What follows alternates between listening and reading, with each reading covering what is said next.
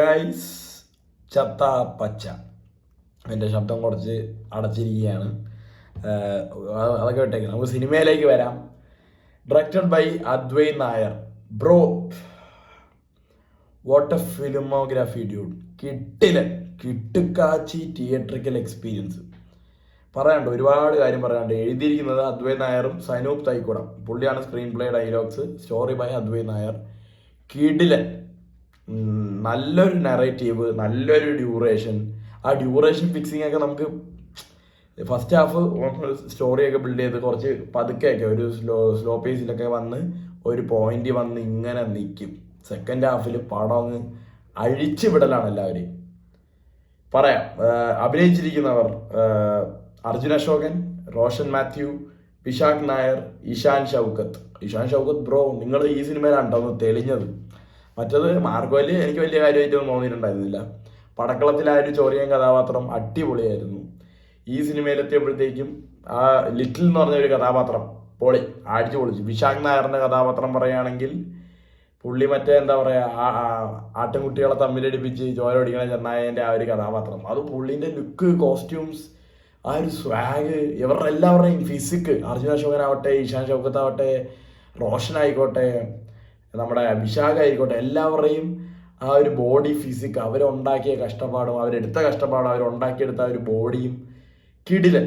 നിങ്ങളൊക്കെ ശരിക്കും മനസ്സ് വെച്ച് തന്നെ ഈ സിനിമയ്ക്ക് വേണ്ടി വർക്ക് ചെയ്തിട്ടുണ്ട്.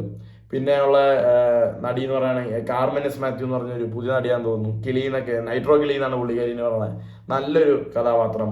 സിദ്ദിഖിക്കുണ്ട്, റാഫിക്കുണ്ട്, സായികുമാർ ഏട്ടനുണ്ട്, പിന്നെ ആരാണ്, പിന്നെ സാറിൻ ഷിഹാബ് സിനിമയില്ല, പക്ഷെ ചെറുതായിട്ടൊന്ന് പുള്ളിക്കാരിനെ കാണിച്ചു പോകുന്നുണ്ട്. പിന്നെ ഒരു ചെറിയ കുട്ടിയാണ് കേട്ടോ, വേദിക ശ്രീകുമാർ.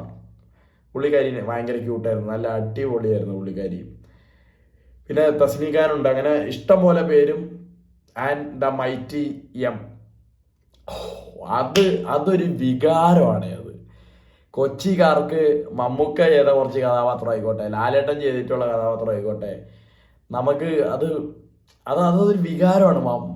ഞാൻ കൂടുതലൊന്നും പറയുന്നില്ല എം ഫാക്ടറിനെ കുറിച്ച്. നിങ്ങൾ തിയേറ്ററിൽ പോവുക, എക്സ്പീരിയൻസ് ചെയ്യുക. അവരൊന്നും ടീസ് ചെയ്യാത്തത് വളരെ നല്ല കാര്യമായി. എന്നിട്ടും റൂമറുകൾ പരന്നു, അവരവസാനം കൺഫേം ചെയ്തു. ആൻഡ് സിനിമയിൽ ഞാൻ കൂടുതലൊന്നും പറഞ്ഞിട്ടുണ്ട്. എൻ്റെ ഇത്രയും എന്താ പറയുക, ഞാൻ അധികം എക്സാജറേറ്റ് ചെയ്യുന്നില്ല. നിങ്ങൾ സിനിമ കണ്ടു നോക്കുക. പിന്നെ മ്യൂസിക് ബീജിയം മുജീബ് മജീദ്, പിന്നെ ശങ്കർ എഹ്സാൻ ലോയ്, ഇവർ രണ്ടുപേരും കൂടിയാണ് ചെയ്തിരിക്കുന്നത്. മുജീബ് മജീദ് ബ്രോ, നിങ്ങൾ തൊടുന്ന എല്ലാം പൊന്നാണ് എന്ന് എനിക്ക് പറയാനുള്ളൂ. കൂടുതലായിട്ടൊന്നും പറയാനില്ല. Cinematography by Anand C Chandran, edited by Praveen Prabhakar, art director Sunil Das. Art വേറെ വിഷയം. റോഡക് സേവിയറാണ് മേക്കപ്പ് ചെയ്തിരിക്കുന്നത്. പിന്നീട് എന്താണ്, സൗണ്ട് ഡിപ്പാർട്ട്മെന്റ് ആയിക്കോട്ടെ മൊത്തം അടിപൊളി, വിഷ്വൽ എഫക്ട്സ് ആയിക്കോട്ടെ, എല്ലാം കൊണ്ടും പടം. പിന്നെ main the core factor of this movie, stunts. Kalai Kingson പൊളിച്ച്.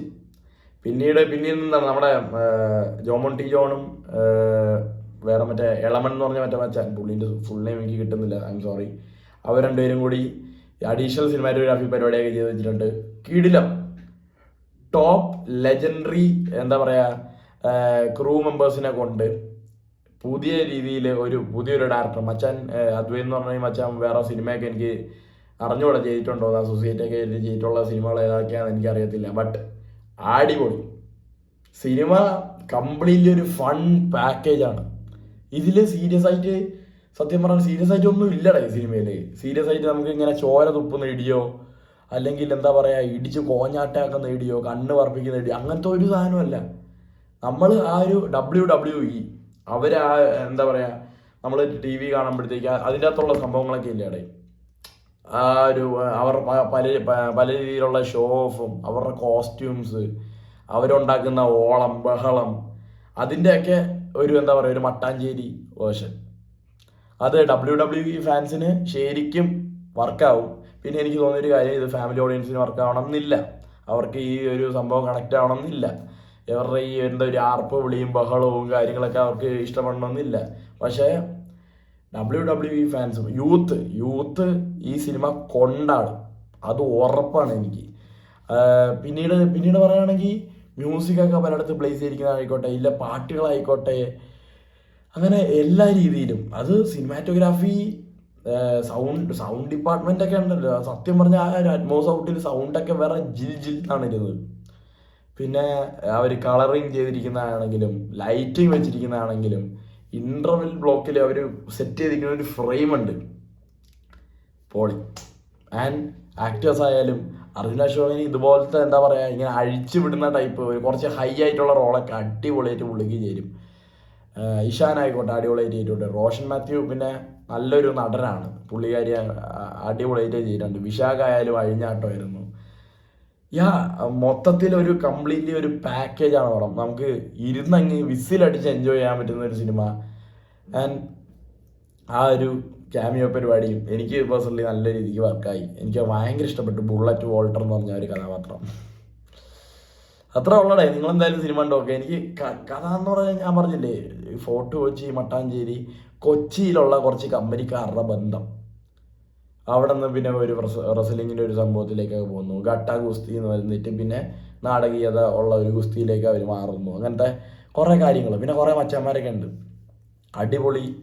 കുറച്ച് എന്താ പറയുക, കിണ്ണം കാച്ചി കുറേ മച്ചാന്മാരൊക്കെ ഉണ്ട്. അവരൊക്കെ അടിപൊളി, അടിച്ചു പൊളിച്ചു. അത്ര ഉണ്ടായി. എനിക്ക് കൂടുതലായിട്ടൊന്നും പറയാനില്ല.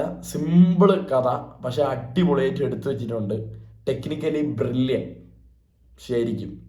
അപ്പോൾ എന്തായാലും സിനിമ കണ്ടിട്ട് കാണേ എല്ലാവരും. ചത്ത പച്ച.